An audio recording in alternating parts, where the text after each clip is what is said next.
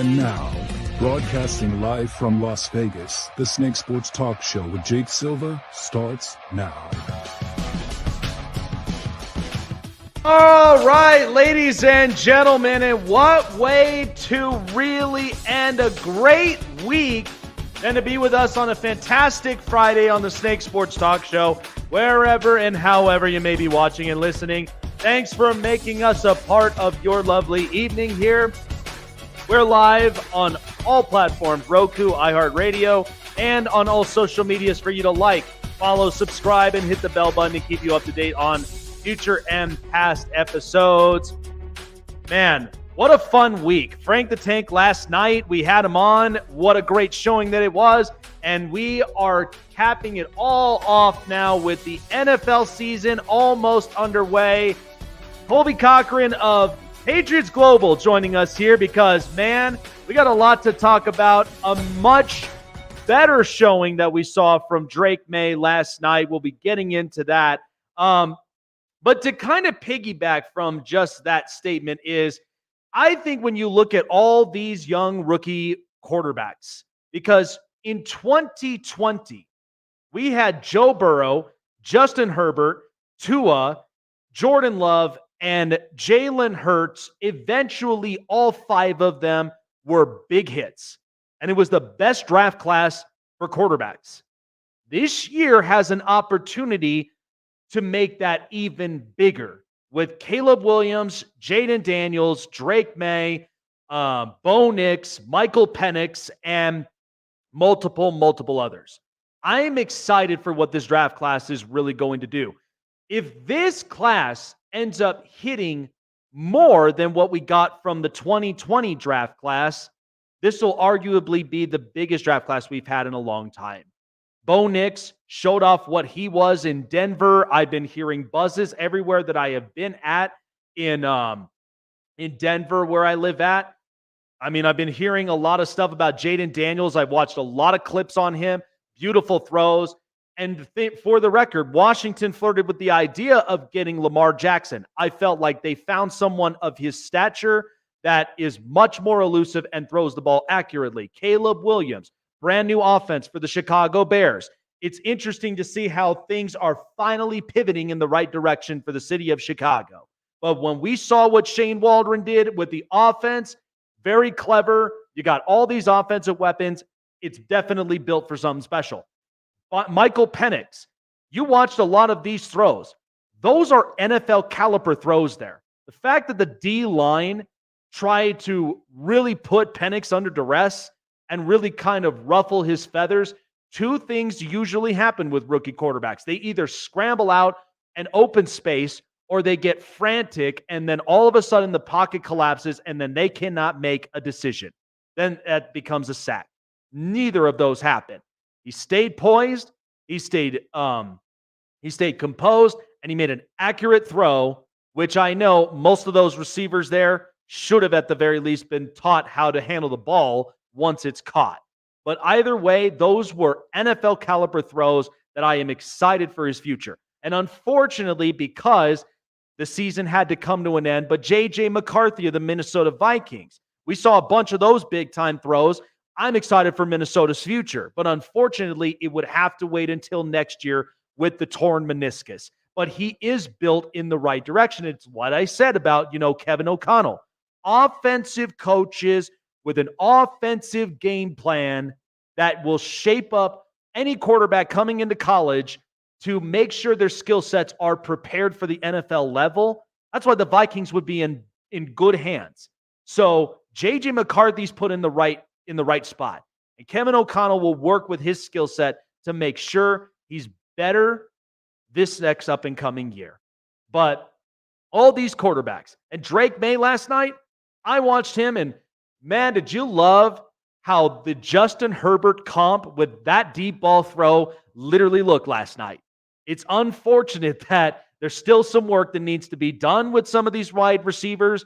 It's clear that it is a rebuild for New England, but you know what? You kind of have to love with how things usually go.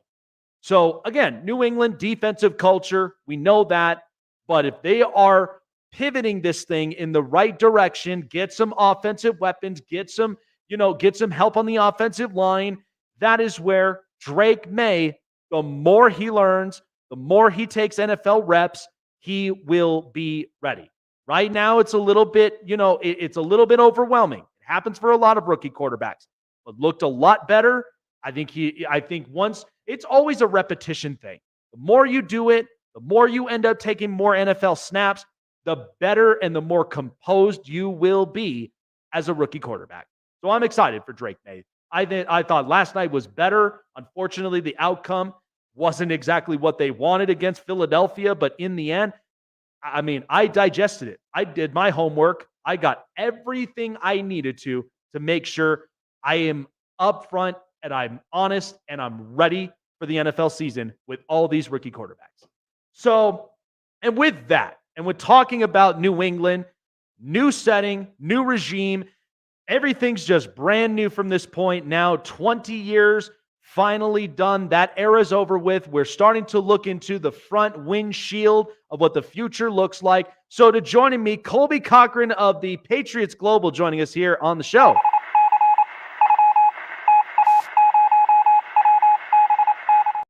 Tell you what, man, that looked like a much better, a much more refined game from Drake May there last night. How would you describe that? And then what are the kind of the takeaways you got from the game last night? Yeah, like you said earlier, Drake May looking day and night compared to, I think, what we saw even a week prior. To me personally, I thought that it was a little brought up by the media in a much more dramatic way than I think it needed to be from week 1 to week 2, because you look at week 1, he got a single drive, right? I think he played like a total of 6 snaps in that game. Like 2 of those were a run play. He really didn't get the opportunity to show his arm off much. Then later on in that game, like the fourth quarter, going up against a much different defense than what Drake May was going up against the Carolina Panthers, obviously shows out, obviously looks really well. And then everybody's talking about Joe Milton instead of Drake May. Is this a real thing? It's like, no, you have to understand the different circumstances. And that's what sucks. It's because Patriots fans came to that game against the Panthers week 1, wanting to see Drake May, the 3rd overall pick, the investment, what this team is going to be building their future around ideally, because you're hoping that for at minimum, the next 10 years, Drake May is going to be the franchise quarterback for this team, and he needs those live game reps. They can give him as many snaps as they want in joint practices, in training camp, in OTAs, in mini camp, but it doesn't matter if he's getting live game reps against a team that is not his own. But, I thought giving him a significantly increased opportunity against the Philadelphia Eagles last night is exactly what we wanted to see. And really, I thought that he was everything that was advertised, right? He had the arm strength, which we never saw from Mac Jones. We saw the mobility. We saw his ability to dance around the pocket and extend plays, and especially saw that accuracy down the field. Again, I feel that what we have seen from Drake May has been everything that has been advertised coming in and out of the draft. And I said this on my channel last week, and I got some hate for it. I said it on Bleacher Report. I got some hate for it, but I really do believe that. And I'm not just talking about the good, but I'm also talking about the bad of Drake May. All of the things that were advertised, both good and bad, is everything that we have seen. I just talked about the good, but the bad is the inconsistencies. Drake May with his short to intermediate passing, it's going to be inconsistent. The accuracy, more specifically there, it's going to be more inconsistent. Specifically last night, we saw that. We saw even on his first pass, Kayshon Boutte was a little high. Boutte goes up in the air. He makes a spectacular one-handed grab. Drake May had a couple of those passes. But when it mattered the most, when he was going deep, that's when he was pinpoint accurate. And unfortunately, nobody's going to talk about just how accurate Drake May was last night, and especially in the deeper part of the field, because those plays didn't amount to anything, not because of Drake May, but unfortunately because of rookie wide receiver Javon Baker, who on his first route, Drake May going down to him deep down the sideline, Javon Baker, terrible situational awareness, doesn't know where he is on the field to realize that he's out of bounds. He can make the catch all he wants. He's out of bounds. It's not going to matter. By the time he finally realizes he's out of bounds, the ball's in his hands and he just drops and says, yeah, I'm out of bounds. It doesn't matter. The second time, another beautifully thrown deep ball by Drake May. Later on in the game, Javon Baker, perfectly placed in his hands, has the opportunity to make that type of play. That's why the Patriots drafted him. Unfortunately, can't come up with the play. And like I said, everything's been advertised with Drake May, both the good and the bad, but I would say it's been the exact same thing for these Patriots rookie wide receivers too. Javon Baker, coming out of the draft, was a 50-50 contested catch guy who could get down the field, who was going to be a motivator because of how he had that chip on his shoulder because he was drafted later than he was projected to, but he had an issue with drops. In college during 2023, he had over a 10% drop rate. And for me, once it hits that 10% rate, that's where I start to get a little bit concerned with receivers. Very, very inconsistent hands, but he can get open deep. He can make those spectacular catches. It's just all down to the consistency. Exactly what we saw from Javon Baker. Then with Jalen Polk, again, I think we also saw what was advertised. A guy that is going to be reliable. He's going to show the ability after the catch. But is he ever truly going to be a high-end, deep threat wide receiver one? Probably not. So coming out of last night, I'm happy with where these rookies are trending. But more specifically, like you said, Drake May. I mean, finishing the day 6 for 11, 47 yards, 7.8 yards on average. If Javon Baker comes up with those two throws, I mean, Drake May is going for over 100 yards, over a 50% completion rate. Drake May was also third for the Patriots last night in rushing yards, 4 attempts, 15 yards, 1 rushing touchdown. It's just really, really nice to see a quarterback here in New England that adapts well to what really quarterbacks need to do in today's generation of the NFL.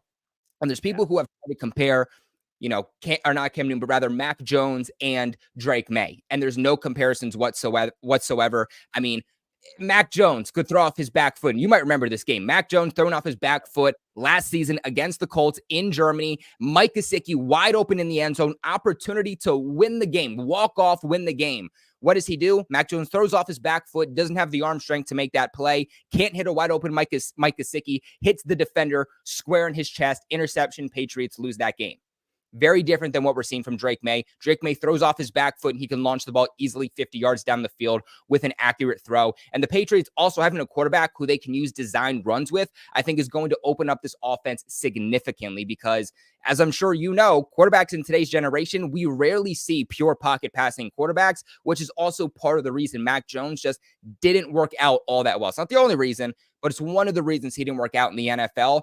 And because of the lack of a consistent offensive line in New England, they're going to need a quarterback that can bounce around the pocket, extend the plays. And something that you hit on, I think, perfectly not too long ago, too, is the quarterback that he looked like the most last night was a quarterback that he was compared to going in and heading out of the draft, and that was Justin Herbert. He had some Josh Allen comparisons too, but I would say the quarterback that he's looked most like is Justin Herbert, and if the Patriots can get themselves a Justin Herbert and just adequately build around him, something the Chargers have not been able to do with Justin Herbert, the Patriots' future is bright.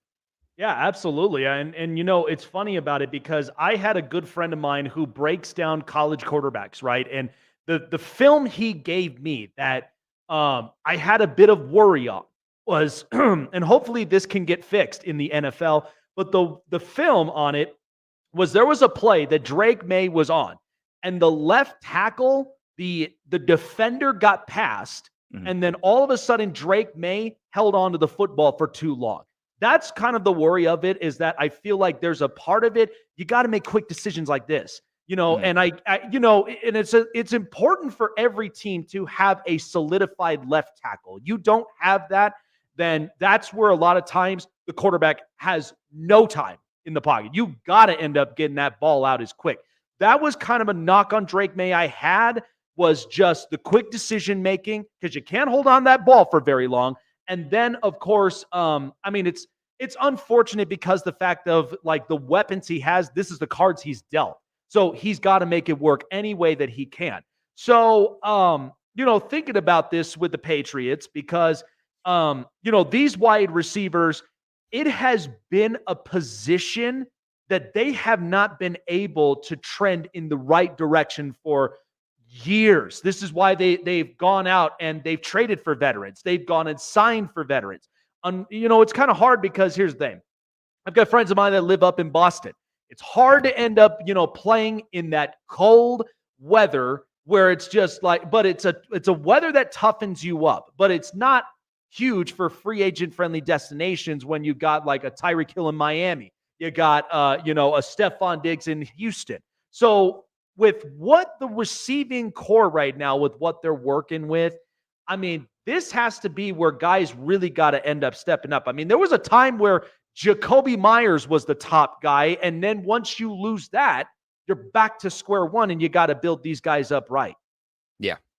Yeah, 100%. And I think the reason that players don't want to be here right now, I mean, you even look at a week ago, 2 weeks ago at this point, New England Patriots trying to actively acquire themselves a wide receiver one, most recently doing it with 49ers Brandon Ayuk, and it doesn't work out. Why? It wasn't because of the money. The Patriots right now, after trading Matthew Judon the other day, they have $50 million in cap space right now. You know how many teams didn't even start the offseason, didn't start free agency with $50 million? We're about to start the regular season, and they're sitting on that much money. It's absolutely wild. They had the money. They have the money still to go out and give a wide receiver one top end money. At this point, they're trending towards the direction where they could pay two wide receiver ones top money. They offered Brandon Ayuk a 4-year, $32 million a year deal, and he turned it down. That would have tied him for the second highest paid wide receiver in the league, only tied with Eagles' A.J. Brown. The reason he turned it down, supposedly, is because of the quarterback situation, right?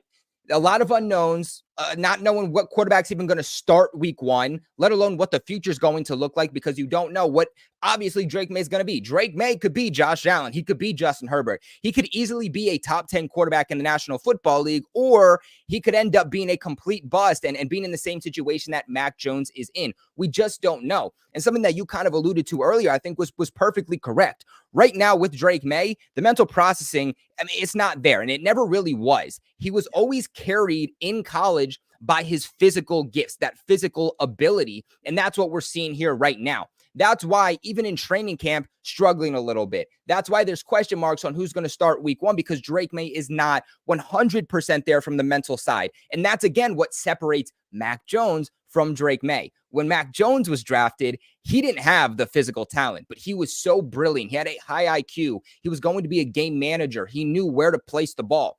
With Drake May, that's just a little bit different. He has all the physical tools in the world, the God-given gifts that you just absolutely cannot teach. You either have it or you don't. But right now, as he transitions to the NFL, he's working in a new offensive scheme. Everything is moving so damn fast for him, especially with new wide receivers, no true wide receiver one, no true number one target. A really, really bad offensive line, especially in terms of path protection. Right now, things just need to slow down for Drake May. And I think we're starting to see that, but not to the ability where we want it to be just yet, which is completely understandable. I mean, we're not even week one into his rookie season yet. But I think once things start to slow down for him mentally, he starts to get more comfortable. That's when his physical gifts can kind of just come out and we can finally see Drake May take over for the Patriots. But kind of going back to what I was saying before, nobody's going to want to play here until the Patriots make it an intriguing place to play. And I think the biggest way to make this an intriguing place to play is by hitting on the quarterback position. That's why the New England Patriots, they had to get rid of Mac Jones, and they had to select a quarterback with that third overall pick. They shouldn't trade down. They shouldn't wait another year. They shouldn't wait till the situation is perfect to draft the rookie quarterback. No. If you have the opportunity to get your franchise quarterback, you do it. Because whether you're a 0-win team, a 3-win team, an 8-win team, whether you're making the playoffs, as long as you hit on the quarterback position, free agents are going to want to come here. They don't care if it's a destination that isn't currently a playoff destination or a true contender. Players are perfectly fine being an underdog and being a part of the upcoming story. They just want to make sure that they have a true leader under center that is going to be able to adequately and consistently actually take them to the promised land. I absolutely agree, and once, you hit the nail on the head on that one. When a franchise quarterback, when you find it, because it's a very big rarity, when you get it, again, it's a rare kind of thing, because when you get a Mahomes, when you get an Allen, you get a Burrow or a Herbert, it makes everything else simplified, and so this is what's interesting. And it was actually kind of brought up that I listened to. So, outside of the negativity, what's been happening with, at least up in camp, with as far as results, this was a thought. It seems to me like, with how I project in New England, this is where I think this team's going to finish last. But respectfully, it's because you're trying to now kind of get rid of the old, start to bring in the new, slow build, slow cook.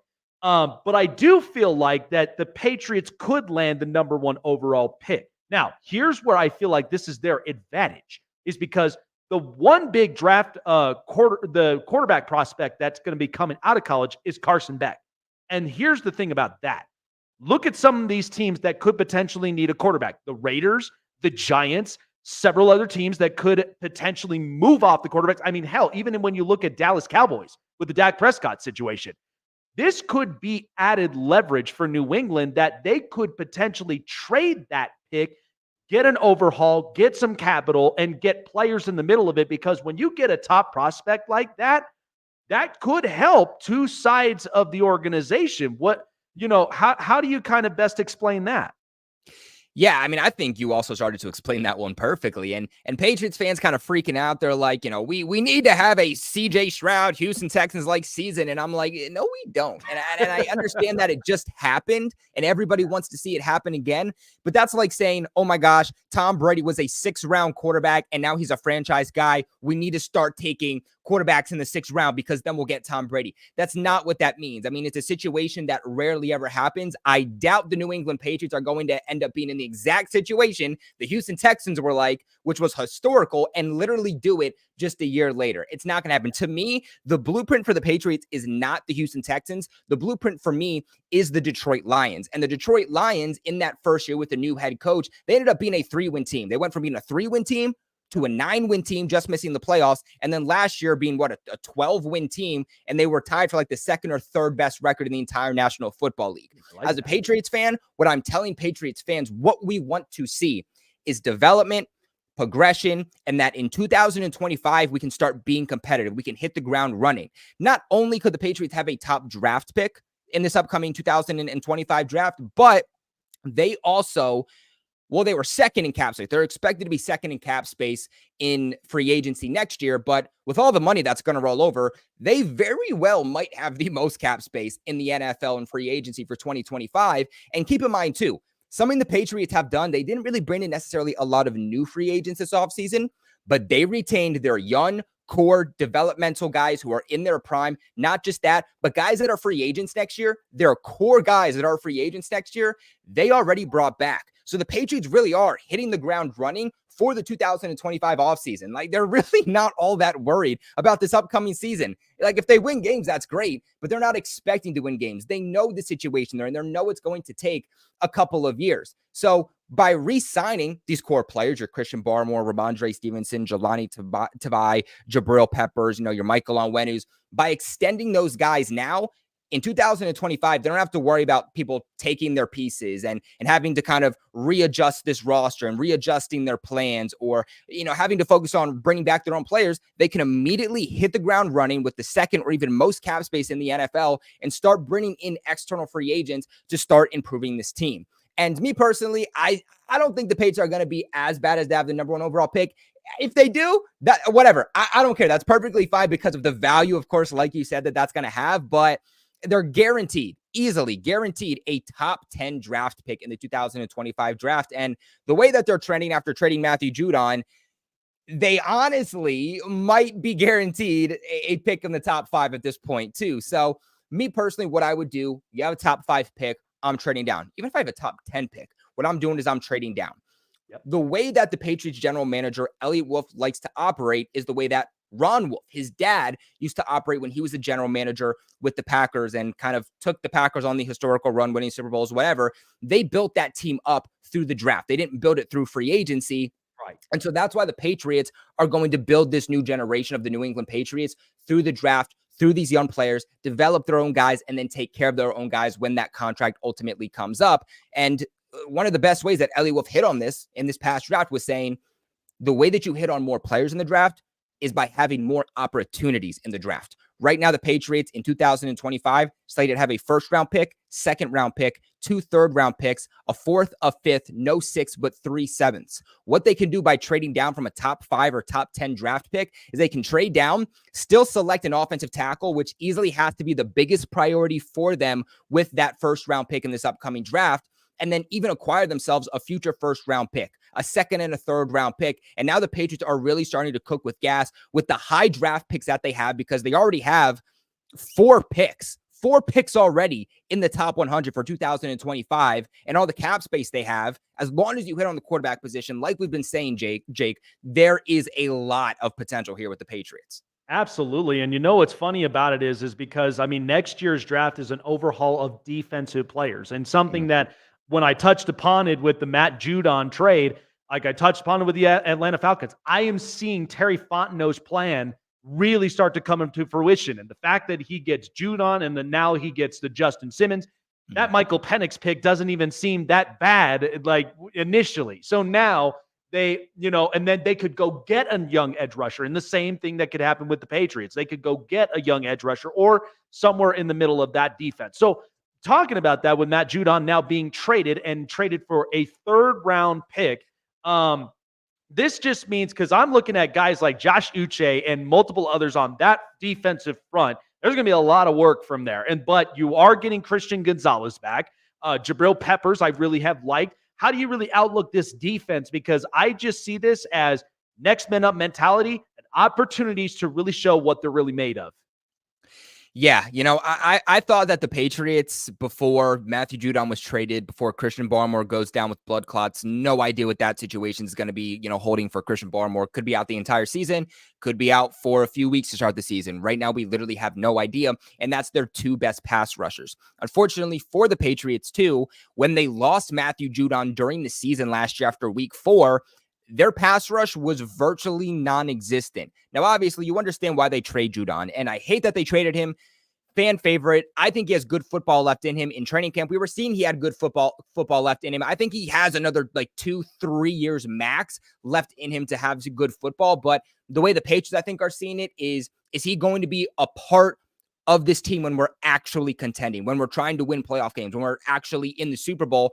Probably not. We might as well flip him for a pick, see if we can get a player in the 3rd round with that 3rd round pick that they got, and have him be a part of this rebuild, have him be a part of this future for the next 10 plus years. And I think that's the goal by trading him. Now, DeMarcus Covington, who's been the Patriots defensive line coach for the last few years, he was promoted to being their defensive coordinator this offseason. This is the first time the Patriots have had a defensive coordinator with an official title since, I want to say, Matt Patricia. It has been a long time since they've had that official defensive coordinator title, and something that he kind of let slip out of the cracks, which I know he didn't mean to, but it gave us a look into how the Patriots are going to run their defense, is when he was hired, he actually said that the Patriots' plan defensively is to be more aggressive. And to me, what that screams is a 2018, 2019 version of the Patriots where, over the last few years, really since 2021, when Matthew Judon was signed in free agency, we saw the pass rush coming from these guys in the trenches, from Matthew Judon, asking your defensive line to pin their ears back and just go ahead and try to put pressure on the quarterback. But, really, you look at 2018, you look at 2019, the Patriots didn't have a star pass rusher on their defensive line. They didn't have a guy that was putting up 10-plus sacks a season. What they had was guys on their defensive line that could just consistently get pressure. And then they asked their linebackers to set the edge. They asked their linebackers to shoot the gap, and they would be the ones to come in and finish off the plays, right? Your Kyle Van Noys, your Jamie Collins, your Marquise Flowers back in 2017. I think that we could see the Patriots get back to those days of a defense, and that's why they felt so comfortable shipping off somebody like Matthew Judon. A guy to watch is actually second-year player Keion White. And everybody's saying, Keion White, is he going to replace Matthew Judon? No.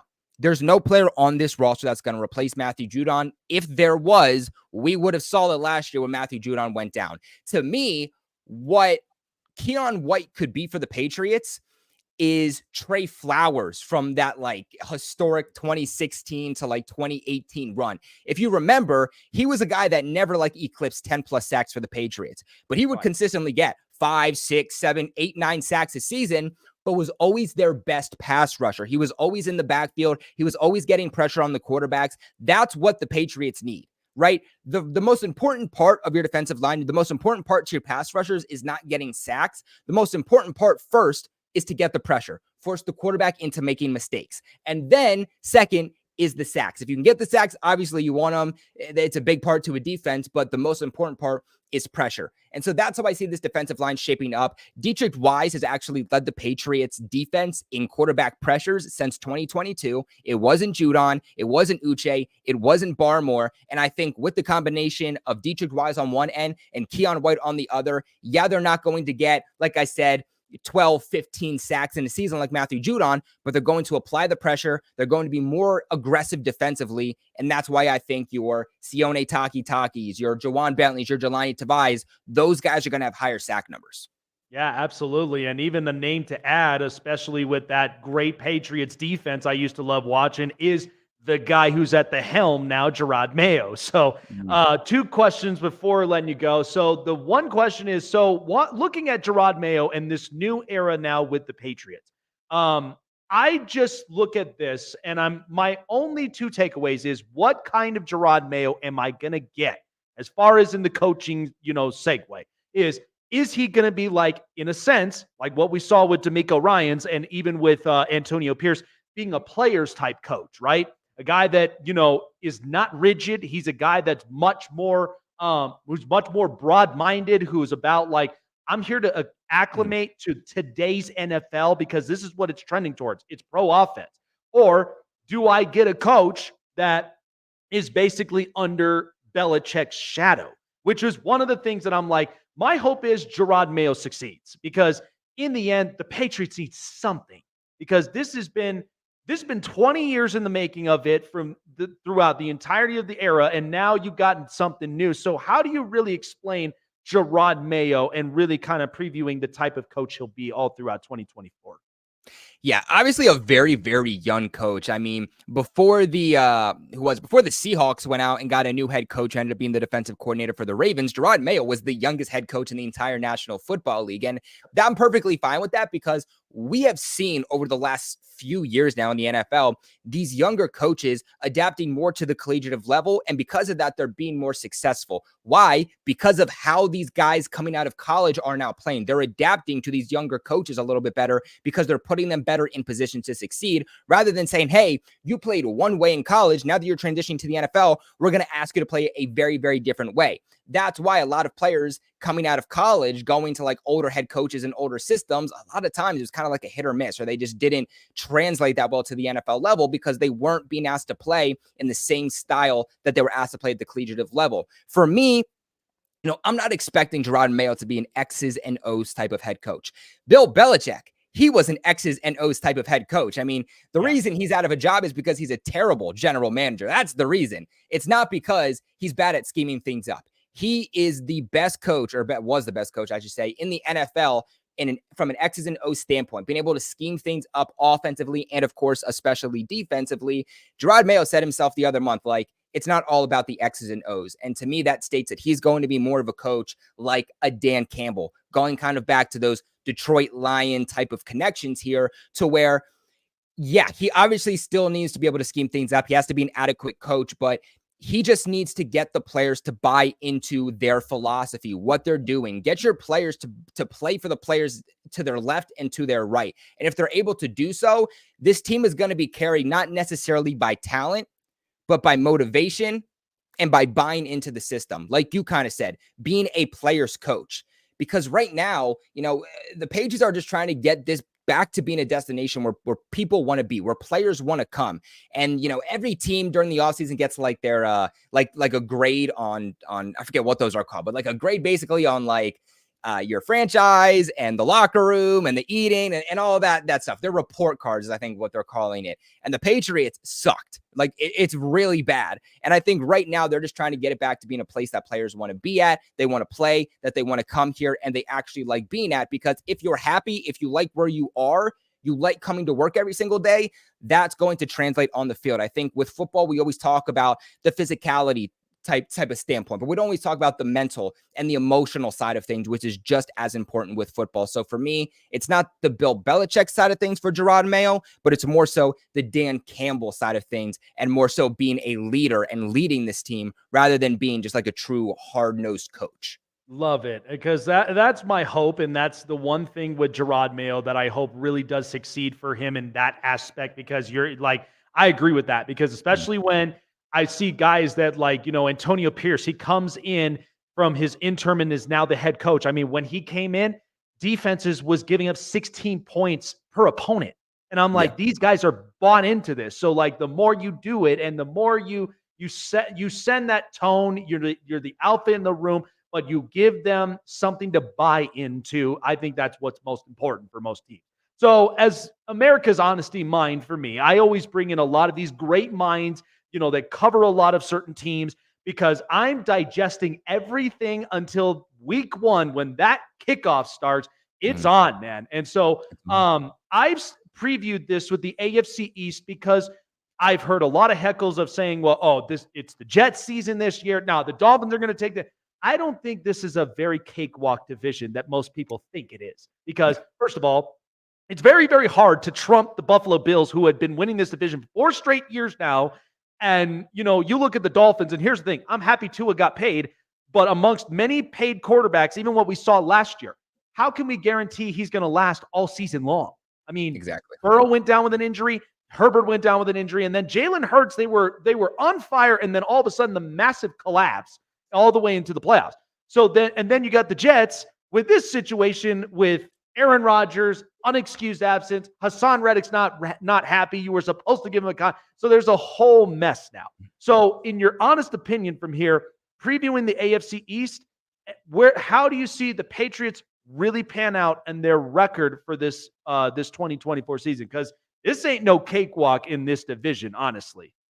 No, you know what sucks too, Jake? You know what sucks is that last year the Patriots had the hardest schedule in the NFL, according to strength of the schedule. That's not an opinion. That's just an actual fact.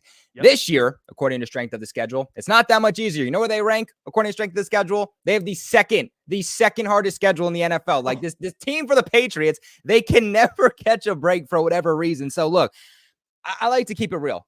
I know I'm a Patriots fan. I know I do this for a living, but it doesn't help anyone being biased and being delusional. The Patriots are at the bottom, right? They're at the bottom until they can prove that they can actually climb their ways up. And anybody putting the Patriots any other place, I should say, than 4th in the AFC East, I don't know how you're doing it, just because there's a lot of questions. It's not to say that, well, the Patriots are going to suck for the next 10 years and you guys are the new age Lions and the new age Jets. That's not what that means. It just means that it's the first year for Elliott Wolf, their front office general manager. It's the first year for Gerard Mayo being a head coach. I mean, he just started coaching only back in 2019 when he came in as the Patriots linebackers coach. You have Drake May, who you're hoping to be your franchise quarterback moving forward. He's obviously in his rookie season. 2 rookie wide receivers, a rookie tackle.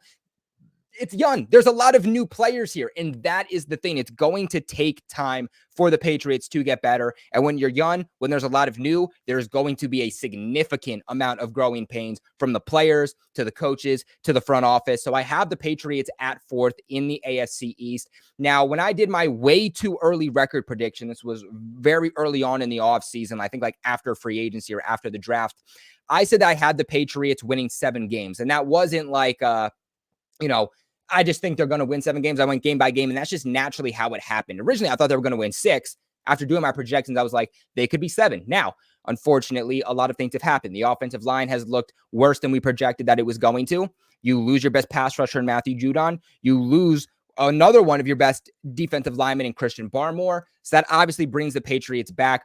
Right now, I think the ceiling for this team is like 5-6 wins. Somewhere is that in that sweet spot. I mean, I think they could be as bad as only winning 3 games, but I think that they could win, 6 games potentially, right? So right now, I'm going to say they're going to win somewhere between 5 to 6 games. Again, it's not about winning here, Jake. It's not about looking all flashy. If they can literally just be the same record or just even 1 game better than last year, then I like the progression. I like where this team is going, but it's all about seeing how these young guys develop and knowing that there's going to be a future. Not just that, but if they had consistent quarterback play last year or consistent kicker play, I can literally name you 6, 7, maybe even 8 games where the Patriots should have won. They lost 6 games by like single digits, and it all came down to inconsistent kicker or inconsistent quarterback play. 2 things that the Patriots have made a priority in trying to fix. So, I do think the Patriots could be better than some teams are giving them credit for. I don't think they're going to be a 0-win team.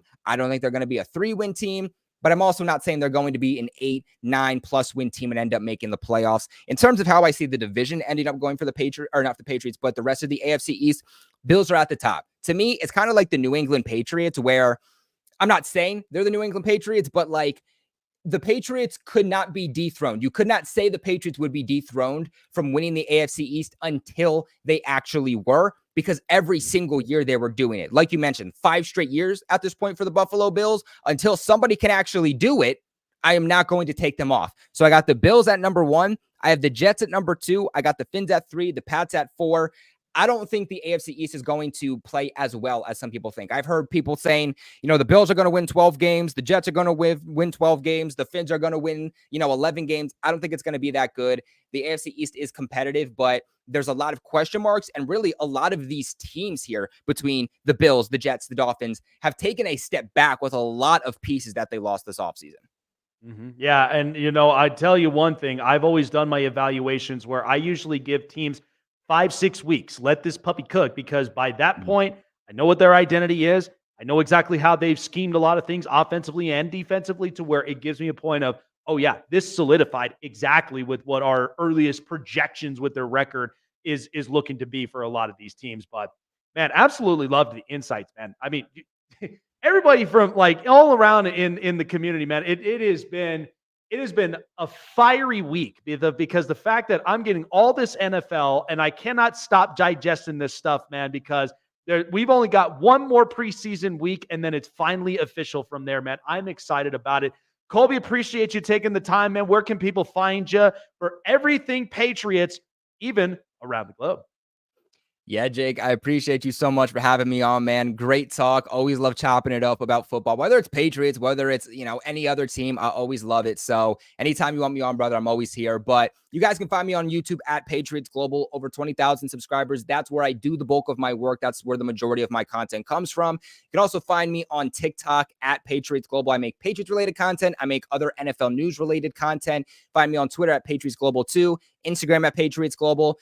Find me on Bleacher Report 2 at Patriots Global. I'm also on the AFC East Roundtable representing the New England Patriots every single Wednesday. I host 2 roundtables also for Roundtable Sports. So I do a lot of stuff. I'm very, very active in this community. But if you don't really know where to find everything I just listed, just go to YouTube, type in Patriots Global, look at the description box of my recent video. All my socials will be there. See, there you go. You make things a lot more simplified and a lot more easier, especially when you got to get everything ready for the season, man. But yeah, you guys on the roundtable, you guys have been killing it. But I've been watching many videos, and I know many of the guys. I mean, I know Rio, I know NFL Mike, but you guys have been amazing, and this is what's exciting about, this up-and-coming season. But appreciate you, Colby. Thanks for stopping on by, man. Enjoy the rest of the week and the weekend, and we shall see you by the time week 1 kicks off, my friend. Take care. Yeah, you too, brother. Absolutely. Gosh, it's getting me fired up for the upcoming NFL season. The fact that, again, I haven't even gotten all the way to like the betting predictions yet, and neither have I gotten to like the divisions as far as division winners and then the playoff round. So I haven't even gotten to that quite yet. So that's what's that's what's going to be exciting, man. I really, really am excited about this. But yeah, I think in the end, like the New England Patriots, this is clearly a rebuild year. They're not shooting for this division, at any time soon right now, because you're getting rid of the old and you're starting to look, into the front windshield. Again, that's my honest and sincere look at this. So I think this is definitely going to work out for them with as far as the build. If they find their quarterback with Drake May, that is also an added plus for them as well. All right, well, I'm going to be taking a break from here, but before I do, and of course, with the NFL season really kicking up into higher gear, so is BetUS for the NFL season. This is where the NFL season begins, is at BetUS. When you sign up, $50 or more into your deposit, BetUS will end up matching it to 125% with up to $2K in earnings for many of the contests that they have on a daily, especially in baseball, NBA, hockey leagues as well, and of course for the up-and-coming NFL season. So they're always ready. They're always stacked up and ready for every one of their bet lines, straight, parlay leg bets, multiples, They are ready for you at the palm of your hand. Go online to BetUS.com. Start placing up your bets. Also, some casino action for a lot of people that love slots, that love tables, all that stuff. BetUS has it all there for you. Gambling problem? Call the number in your local state to seek therapy and seek help with your gambling addiction, and make sure that you gamble responsibly with BetUS, a company that's been great at this for 30 years and now kicking off the NFL season in pure fashion. Go online, BetUS.com, where the NFL season begins. Your favorite sportsbook, BetUS.com, is back for our 28th year of NFL action. With the industry's biggest sign-up bonus of up to 200%, BetUS offers our members the opportunity to cash in on all your favorite sports, including NFL, NBA, MLB, and more. Sign up at BetUS.com today to get into the action. Want to find your seat for the event of your choice but can't get one that fits your desire or your budget? Well, my friends, SeatGeek has you covered. SeatGeek is the official sponsor of the Snake Sports Talk Show. With a list of over hundreds of events to choose from, SeatGeek will assure you that you won't miss your seat with the amazing view of your choice at the most affordable price. Whether it's looking for your best seat in the house of your favorite sports team, finding live concerts that get you closer to your favorite artist, or enjoying your spot at your favorite live shows, comedies, and more, SeatGeek has it all just for you. Go online to SeatGeek.com or download the app on your mobile device through Google Play and the App Store. And as a special offer before checkout, use promo code SNAKESPORTS and save yourself $20 off of your purchase of your first ticket, and experience why SeatGeek is the most trusted ticketing app for your next event. Remember, that's SeatGeek.com, and download the app on your phone with promo code SNAKESPORTS for $20 off and find your seat with SeatGeek.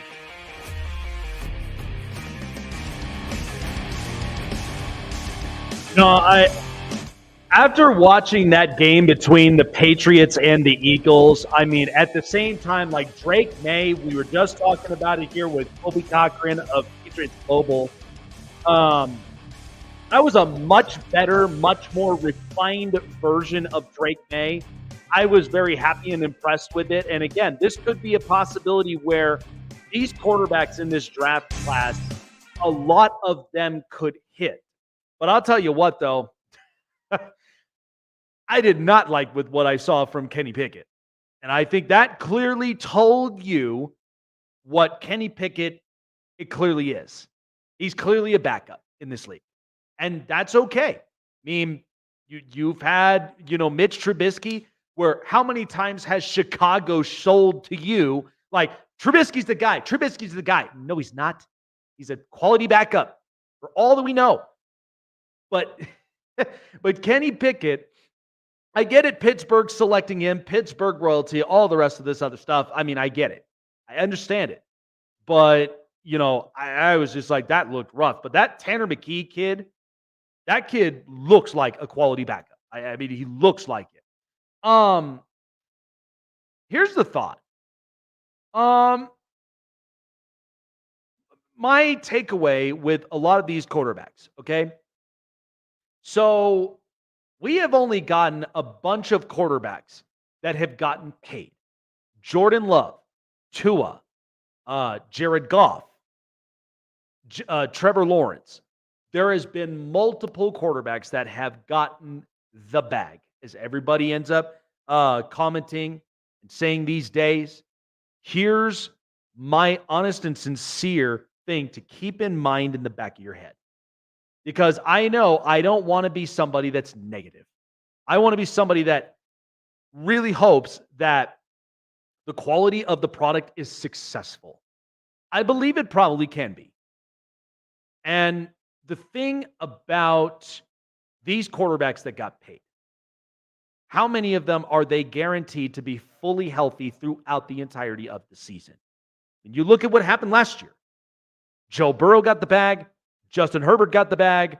Jalen Hurts did. And the only one that really survived throughout it was Jalen Hurts. But granted, the Eagles were on a hot streak until the massive collapse where they lost 5 of 6 games, including that playoff game against the Bucs. Joe Burrow was out for the season. So was Justin Herbert. And you saw clearly. Now, the difference was the Bengals were able to win a couple games because they have an offensive coach. Chargers did not. Now you have Jim Harbaugh, who's building in toughness, grit, and a guy, former quarterback, offensive guy, who knows exactly how to innovate this offense. He's not rigid. So the thing about it is, Tua, I would love to believe that he can last throughout the entirety of the year. But I noticed he got smaller. I noticed that there has been points, especially when you saw last year in cold weather, in the hardest months of January all the way, he could not compete. And you saw how marginalized Tua is. I'm not bashing on Tua, but this is the reality. Okay, and it's hard because the fact that two lefty quarterback, how many of them have succeeded since Boomer Esiason, Ken Stabler, and Mike Vick? Multiples, right? It's hard to end up competing with it. But here's the other thing. You also have Jordan Love, who got paid the massive bucks. I love Green Bay, and Green Bay is a young roster. But my takeaway with the Packers is you cannot invest that heavily, especially when it comes to a massive contract. Whether it hits this year or it does not. That's the part that I think is going to be very, very interesting. So I don't want to sound like I'm like negative Nancy with this. But my takeaway is that don't fully put all your eggs in a basket. You know for a fact that all these quarterbacks that got paid will last throughout the entirety of the season. I mean, we don't know. Tua could be down tomorrow. That's why I hope that the quarterback success will be great this year. We're stacked. This NFL season is stacked with quarterback play. It is stacked with young coaches. Now we're getting more offensive coaches. We have defensive coaches as well, but here's the difference, though. A lot of them are players type coach. So we are starting to move in that direction where not a lot of these young coaches are very rigid. I like your old schools where it was only one philosophy outweighs everything else. That's not how that works. Now that the NFL is innovating. So I hope these quarterbacks do succeed. I hope a lot of them really, really do last. The only one who does not have the contract right now is Dak Prescott. That's the only one. And Dak, maybe he is smart enough that he doesn't want to deal with the weight of the contract because this could be a very, very, this could be a massive year. It's a huge deal for him this year because this is a make it or break it for the Cowboys. You're not in a rush to pay CD Lamb. Like, jeez, it's insane. But it is interesting, though. I mean, in the end, I've kept the Cowboys because I do think that they are capable of winning 10 games. Like, it's hard to really predict with the Cowboys these days. But in the end, I think they'll be fine. But I just hope that they're doing the right thing as far as signing the players that that are very, very, very that are very important to this organization. So I hope that they do the right thing. So a lot of people didn't really get my takeaway of saying the best worst team. Okay, here's what I meant by this. Okay, what did we get last year? The Arizona Cardinals, they did not look as great. Okay, they did not look as great. They were leaning on Josh Dobbs throughout the season until he gets traded to the Minnesota Vikings, right? And Jonathan Gannon, first-year coach, really, really good coordinator with Philadelphia, got into the Super Bowl along with Shane Steichen. So, but here was the ending, is that in the back half of the season, Trey McBride went off. The defense started playing 110%. And they looked like a very interesting team going into 2024 with a healthy Kyler Murray. You get Marvin Harrison Jr. in the draft, and you start getting a lot of these other young kids. So I think a lot of things could be up on the upside for Arizona. I could see them being third in the NFC West because with Seattle, first-year coach Mike Macdonald, I don't know how he'll manage this. But I think with Arizona, with the second year with Jonathan Gannon, this is where if you left off on a good note at the end of the season, that's where you start to prime up for the next upcoming season. That's usually how it works. But this year, my best, worst teams in the AFC, I have the Tennessee Titans. The reason I have them is because in 2 straight years, they have addressed their tackle position with Peter Skoronski and with J.C. Latham. So both their tackles are good. Now they got to work a little bit more on the interior.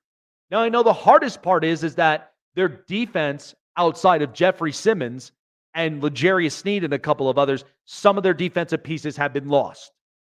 But in the end, it is a defensive culture, for one, because they play with a lot of tough grit. But you have an offensive coordinating coach now in Brian Callahan, who what he did with Jake Browning, along with Zach Taylor, you hope that philosophy comes in with Will Levis, that you need him to work. But they also got Calvin Ridley.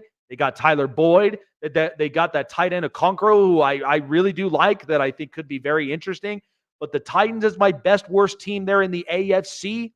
Not that far away. I think that if we get a Titans team that can compete in the AFC South, especially when you got the Jags, the Colts, and the Texans, that could be interesting. But in the NFC, my best, worst team is the Carolina Panthers. And the only reason of this is, yes, we have an owner who's very meddling in Dave Tepper. But I usually treat this thing like it's a loud barking dog. If you just basically rub the belly, you give him a bone, give him a treat or something like that, maybe the barking stops. Maybe that aggression stops. But the Panthers needed something. They get a new GM, they get a new coach in Dave Canales, and because you're hoping Bryce Young works. You're hoping that is the ceiling. You give him new weapons. You got Xavier Legette. You got Deontay Johnson. You get Jonathan Brooks. Now, I know he's hurt, but hopefully he comes back in a strong note. But the Panthers know that they need something up on offense. Bryce Young was absolutely under so much duress that it was hard for him to even make a play. So I'm not going to throw him under the bus because of a horrid season. I mean, there was a lot of things that went wrong for the Carolina Panthers. But now you are coming into a competitive division where the Falcons ended up beefing up their defense. They get Matt Judon and Justin Simmons, and they also go and get Kirk Cousins and Michael Penix. You also have the Saints, which honestly, I don't have a lot of faith in the Saints this year because Dennis Allen winning 35% of his games, not good enough in this league. It's not good enough. The other thing, you had the Tampa Bay Buccaneers who won the division last year. And they played great. Baker Mayfield made a hell of a story. And it was a story nobody was even talking about. The fact that he doesn't even win comeback player of the year, I mean, I was very appalled. Couldn't even believe it. But the Bucs are also not a team to sleep on either. Yes, they got rid of, just like in the Bills, they got rid of old contracts. They bring in new draftees, new up-and-coming players, even in their second or third year. All right? So there's a lot of hope here. But that division with the NFC South could be very interesting. But I have Carolina there because I love their weapons. I think this works for Bryce Young because you are trying to get him on the upside. Now, they do have Shaq Thompson. They also have J.C. Horn. So the defense may look a little different because no Brian Burns. But in the end, I think Carolina, they could be the best, worst team because offensively, they will be better. That's my hope. Dave Canales, he was a quarterback whisperer for Baker Mayfield. So you could hope he brings that same philosophy to Bryce Young because I want this kid to succeed. I don't want him to fail. Like, This is the problem that we have with mainstream media is that everybody is like deeming for teams to fail because why? Their ownerships, their front offices from the GMs, the coaches, the quarterback play. What the hell's the matter with you? Like, I want these guys to succeed. You know how hard it is day in and day out to have to deal with the stresses of the fan bases? Not to mention, you're dealing with the stresses of players want new contracts. You're also trying to solidify multiple positions from here. Have any of you ever watched the movie Draft Day? It is exhausting. It's exhausting out there. My hope is that the Carolina Panthers, if they end up playing better, hey, you better give the fans like a 2-for-1 drink card. Compliments of Dave Tepper, the owner. So the fact that he's going to be throwing drinks around, drink for you, drink for you, drink for you. That's kind of what I'm looking at from here. But that's my hope, is the Titans in the AFC and the Panthers in the NFC. That would be my best worst teams. And the definition of best worst team is that this is a team because of the outcome that was given, right? The Cardinals looked like a dumpster fire, and especially when you look at the Bidwells, all right? They looked like there was nothing going for them. So now this year, or the last year, before Jonathan Gannon got hired, yeah, they didn't look great, but it was a slow cooking build, and then they ended the year in the best possible scenario. They got better. That's why I think that they were the best worst team last year. And it certainly proved it. So they're up this year with new draft picks, Kyler Murray fully healthy, hopefully that connection with Marvin Harrison Jr. I can't wait for that. But that's why the Carolina Panthers, you get new offensive weapons. You get a new head coach, offensive. You even have a GM who was a former player, by the way. Okay, so he knows his organization. He knows what goes on in Raleigh, North Carolina, and all the way into Charlotte. So you understand that when you have guys that have familiarity in the building, it is very, very interesting to watch. And that is teams that when they do, they succeed. I mean, Jim Harbaugh, quarterbacked with the Chargers, he's coaching the Chargers. DeMeco Ryans played with the Texans as a linebacker, defensive end. Knows the Texans very well, especially with Cal McNair.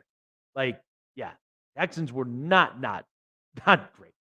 But yeah, there's been multiple former players that are starting to make the come-ups with as far as quality coaching. So that's why I think with the Carolina Panthers, they'll be in a position to where they could potentially win more games than what they were last year. The offense will improve. The Titans, we know with how things were handled because, again, this was a mixture of ownership. It was a mess.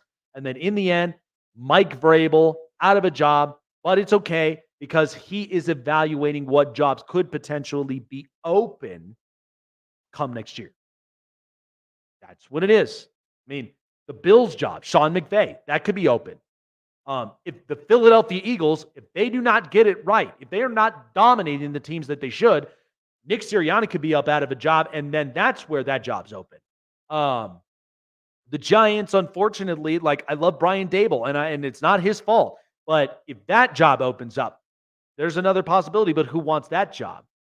You know, New York media every single day. The Jets with Robert Saleh, that job could be opened up. So there's a lot of possibilities. It's usually 7 to 8 coaching jobs that could be opened up every year. That's the way it works. That's the business.